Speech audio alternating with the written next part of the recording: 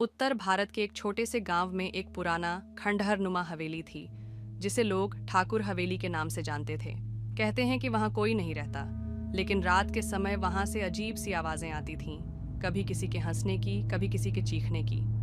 गांव वालों ने उस हवेली को अपवित्र मान लिया था और बच्चों को वहां जाने से सख्त मना किया जाता था।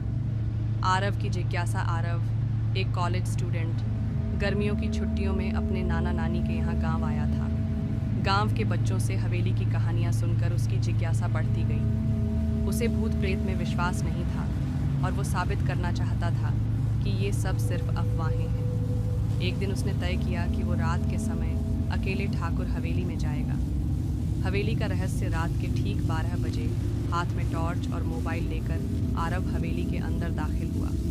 दीवारें जर्जर हो चुकी थीं, छत जगह जगह से टूटी हुई थी और हर कोने में जाले लटके थे।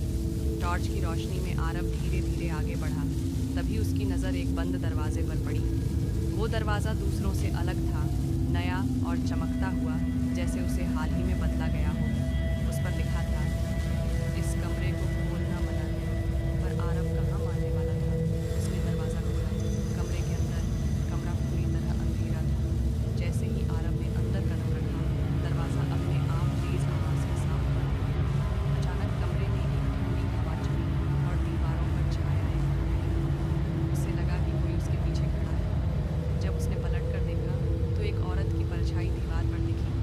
लंबे बाल, सफ़ेद साड़ी और चेहरा नहीं था। आरव डर से कांपने लगा। मोबाइल से टॉर्च मारकर देखा, लेकिन वहाँ